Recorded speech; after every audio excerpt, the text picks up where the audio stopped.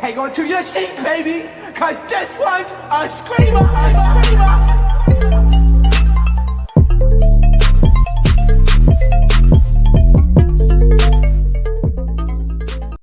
What is going on, entertainers? So today I wanted to do a video about Stunna. Okay, a lot of people are talking about Stunna, and she is the talk of the town due to her being cast on Baddies West. So I wanted to just give a little bit of breakdown of her history and music, and just in general, just explain a little bit of the beefs, just explain a little bit why she's very much liked and why she very much disliked by certain people. So just wanted to start off with just her bio, courtesy of XXL. So she did an interview with XXL some years ago, and she basically explained her life, how she got her startup in music and all. Okay, so they said from things matter more than the people than the artists when it comes to breaking on their career levels. For a Sacramento rapper, Stunna, that person was her father. At age 8, she was shown how to record music in her dad's makeshift home studio. From that point on, she was set to be an artist, starting off as a singer in the early years of her music journey. By 12, she was rapping. At that time, she dealt with stints in the juvenile hall. And you guys remember she said that she's been getting into trouble around age 11. So I guess she wasn't cap about that, because she does sort of state that in this interview. They said at the time she dealt with stints in the juvenile hall for fighting and robbery from ages 12 to 14, then spent 3 years in a youthful jail for assaults, robberies, and using fake IDs. She was released from bars at 17. So Stunna is really a Stunna because I guess she's really about that life, okay? From her release from jail, Stunna began dropping music. After a 2018 filled with freestyles she shared on the internet, she dropped her first mixtape, YKWTFGO. You know what the going on. Y'all know the acronym. Last March. The tape features her energy, high-pitched tone, and a runway. Okay, just so you guys know, I did check out her music, and her music really reminds me of her early Dream Doll. Okay, Dream Doll, if you guys don't know, started off with her Life in Plastic, the first album, and her voice was extremely irritating to listen to, but her songs were a bop. So it kind of let me keep listening to it a little bit more, just because the songs weren't that bad. So this first album, I'm not gonna lie to you, her voice is a little bit harder to listen to than Dream Doll. Okay, this first album, you know what the going on, and where she has the red hair, the voice is very squeaky and high pitched. I thought my voice was annoying, or Dream Doll voice was annoying, but it's very high pitched. And some of the songs, because I listen to her music, I'm not just making this video off of no research. I listen to her music, and some of the songs, the cadence of her voice just doesn't match the beat, so it kind of ruins the song. So I wish that whoever was in the studio with her, whoever mastered this album, sort of kind of pushed her to kind of deepen her voice just at least a little bit, because some of the songs weren't horrible, don't get me wrong. It's just the cadence of her voice was just like, oh, I can't. And the pitch also was just like new. So hopefully her newer projects can sort of change that. The latest album that she dropped in 2021, Stunna This, Stunna That, her voice did sort of sound a little bit different, still a little bit high pitched, but her music seemed to have evolved and gotten a little bit better, okay? And also, back to the XXL interview, saying now this West Coast rapper has her second project, the Hand EP, on the way. She embraced the positivity in her life these days. So, of course, she is from Sacramento, California. Says she grew up listening to old school R&B, Sade, Jodeci, Donnell Jones. Ooh, say what, say what, say what? Ooh, that's my song. I mean, she said her style, she doesn't get a lot of comparisons. People can't even compare me. The girl is very cocky. I'll say that. Okay, like you really can't knock her confidence, because in her mind she's like Nicki Minaj reincarnated. So you got to give it up to her, because to be able to enter in the music industry with that type of mindset is not the easiest to do. So props up to your mama. She said her most slept on song is Back in the Day. She said it was around the time I didn't have a label push or anything. I feel like the song is really a classic. It didn't get the proper attention and gas put behind it, but that song is very slept on.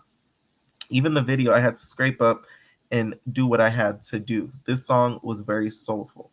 And then she mentions her standout records, and her standout records would be Runway. She says, definitely my biggest song, and I knew putting it on the project. When I made the song in the studio, everyone hated it, and I'm telling you, my own people was like, "Don't put this song there." When I made the song, I was literally walking. I look like I'm fresh off the runway. Okay, okay, Rihanna, fresh off the runway, fresh off the runway. They asked her, she's going to be the next what, and they told her fill in the blank. She said biggest artist of all time. Okay, let me know what you guys think about Stunna Doll, Stunna Girl's music.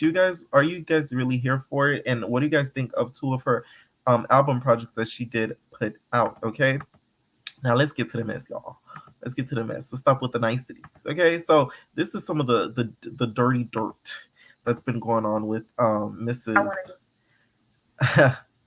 Mrs. Stunawara. Okay, so she was allegedly just very close friends with Cuban Doll. So Cuban Doll was, I guess, someone that she was considered very close with and was seen a lot around with. Okay, so what went wrong in their relationship, basically, as you can see from this interview right here, which I'm not going to play the audio due to copyright infringement, but as you can see from this video right here with Cuban Doll, in this video, she sort of explains what happens in the breakup of the relationship with Stunner Girl, giving her side of why her and Stunner Girl sort of fell out. Stunner Girl also gives her side in an interview as well, so I'm going to talk about that in a moment. But in this interview, Cuban Doll, just to summarize what she stated in the interview. So she said she was young and trying to prove a point to not F with her when it came to the whole cage situation. We're going to talk about that a little bit more. So she said she didn't want to get dropped for the label for the cage incident. So this is what happens. In 2018, Cuban Doll had a beef with a female rapper from Detroit named Rocky Bad. Cuban was friends with a Cali rapper, aka Stunna Girl. Stunna was basically the mastermind, and this is all alleged, you guys. She said in this interview, this is all alleged. Stunna basically allegedly set her up, the Rocky Bad Girl. So she was the mastermind behind this whole thing. They say they paid Rocky for a fake booking in Cali, had a whole bunch of men jump her and her manager, sliced her stomach deep enough for stitches, and put her in a dog cage. A lot of people don't believe Cuban Doll orchestrated it because Cuban Doll is known, I guess, to be calling, the police, the 911. Okay? They say she called the cops on Stunna Girl when she came to her house and beat her in her sleep. So if she had that much pull in the street, she would have done something else, okay? So just an update, Stunna Girl and Cuban are no longer friends. Stunna broke into her house and beat her into her sleep. And this is circa 2020, beat her into her sleep and then fought her a second time and then stole her chain and a wig. And of course, this is all alleged, you guys. Sounds messy and crazy, doesn't it? So this Cuban Doll Girl, of course, we've all heard of the Cuban Doll Girl because of Cardi B and that whole situation and then that whole beef. But in this interview that Stunna Girl did with the Thizzler TV, shout out to Thizzler TV, she kind of downplayed their relationship. She says that they weren't really friends. She says that, hey, like, I didn't really know her like that. Basically, the main reason why they fell out is because they had a mutual friend, not a mutual friend, but it was really Cuban Doll's friend that didn't like Stunna Girl, and Stunna Girl felt as if Cuban Doll wanted to make sure that Stunna Girl never disrespected her friend, but Stunna Girl felt like, hey, you talk about this girl all the time, so why should I have the decency to respect you or your friend if you talk about her to me badly? So she says that was the most basis of the fallout. She says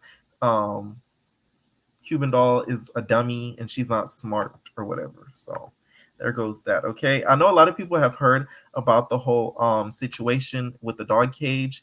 I would show the images, but they are too graphic for the YouTube. Okay, very much graphic for the YouTube. As of lately, if you guys know, a Stunna Girl has been casted on Baddies West. So shout out to her for getting casted on Baddies West. And also the latest update that has happened on Baddies West is that she's alleged to have fought a Roly Poly Snack Meals Enterprises because Roly Poly Snack Meals Enterprises has unfollowed her due to, I guess, a alleged fight that they had. So we'll see how that plays out, because she did post on her Instagram.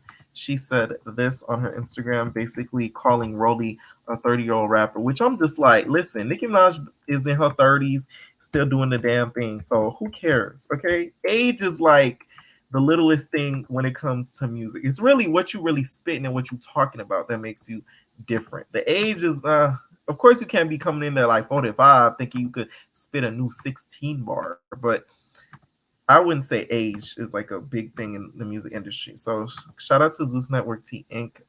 She posted this on her Instagram. So she said, "Bees be starting their rap career at age 30. Hashtag hang it up." If you guys don't know, Rolly's birthday just passed and Sister Girl just turned 30. Okay, so and y'all know Rolly is pursuing a music career, and I think Rolly could actually make it if she gets away from the Zeus Network brand, because now that she's doing a second season of Baddies, I feel like she's putting herself in the pinhole of being a reality star and not a musician. Of course, if you guys know, the most famous person that has succeeded into doing that, in my opinion, is Dream Doll, because she was in the reality circuit and sort of separated herself away from it. Even though she did College Hill, College Edition season 1, a lot of people didn't even know she was still on that show. She has separated herself from being a reality star and now is known as a full-on rapper. So I think if she does that, she'll be able to make it, because I think her music does sound pretty good. Even though I still don't forgive her for that laggy interview, girl. All right, leave your comments down below what you guys think about Stunna Girl, okay? Because she's the talk of the town, talk of the Zeus town hall, okay? My Zeus mayors told me I had to do a little report and investigation on her background. So let me know what you guys think about her and leave your comments down below. Ain't no personal thing.